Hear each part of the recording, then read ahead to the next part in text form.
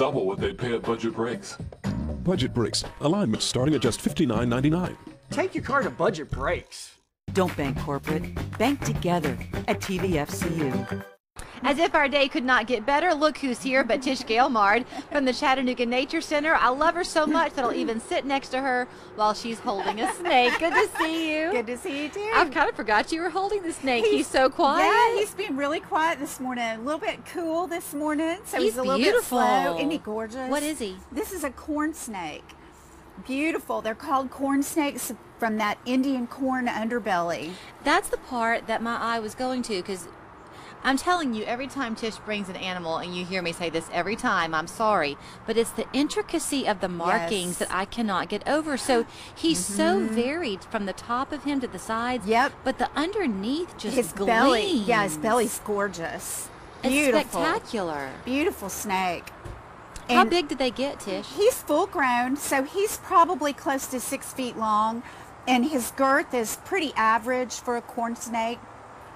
I would consider him full grown. He is an older snake. We've had him for quite a while now, 20 plus years. Here's a dumb question maybe, but obviously snakes hatch in eggs, right? Some do, some give live birth. Oh, is he an egg or is he a live birth? This is an egg. Okay. How long are they in the egg? What's the gestation? You Do know, I don't know that answer to that. That's something I'd have to look up. That's not something I know off the top of my head. When he hatches, are the markings there or do they develop over time? They do change. Young snakes, baby snakes, they're usually marked differently than their adult pattern. So when you're out in the wild and you see a baby snake, it may be marked one way and you may not be able to identify it because the markings are different than what would be on the adult snake. You know, I think just back to my childhood and the things that you knew or thought you knew then versus now, how anybody could want to harm an animal like this. I It's know. beautiful. It makes me so sad. And you know, my overarching message with snakes is always, I know they're charged. I know some people hate them. Some people love them. There's not a lot of middle ground. But I always tell everybody, if you don't like a snake, at least respect it. Yeah. Because this animal provides us a huge service, keeping our rats and mice down.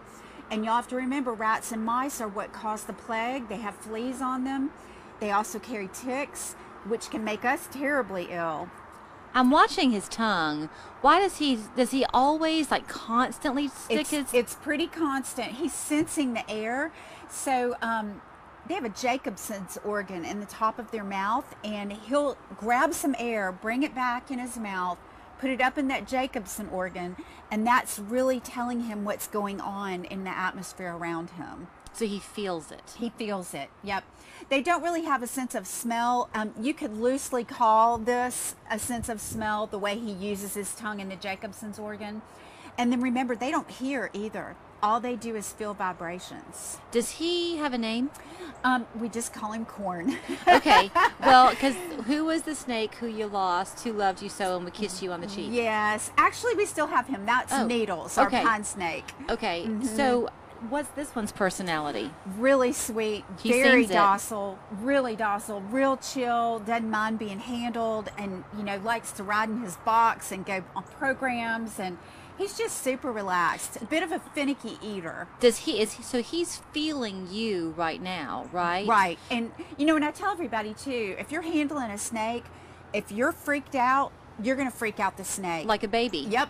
You've got to be chill and relaxed. And he's probably accustomed to your feel, right? He feels at home with you. He knows me. I handle him the most, so he does know me. And he's just generally very relaxed and calm. Now, that's not to say, you know, if I spook him or reach for him a certain way, you know, he's going to bite me. Now, you were telling me it's fitting that you were here the same day as Texas Roadhouse because they were talking about the effort they have to help with the bee conservancy. Yes. You can not only speak on the importance of protecting our honeybees, but you said that Tennessee has a license plate. I just saw it the other day. Tennessee has a new honeybee license, and it says Save the Honeybees on it, which I thought was really cool. Bees are critically important to our environment because they're amazing pollinators and their numbers are really in trouble. Are they thinking that's because of pesticides and things? It's probably a combination of a lot of things.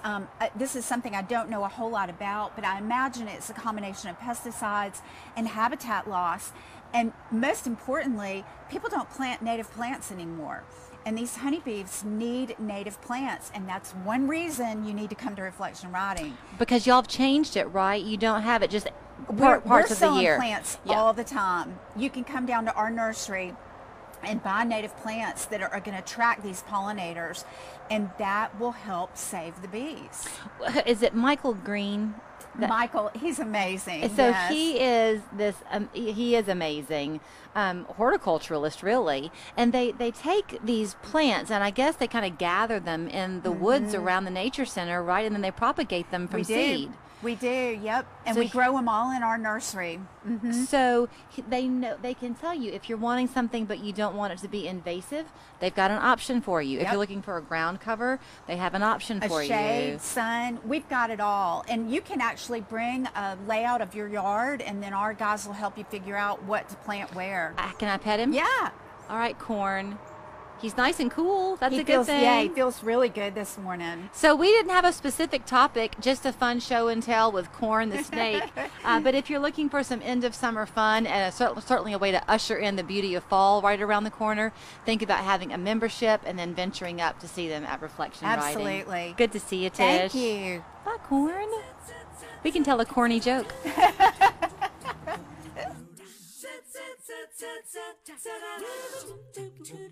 If I crave something, I have to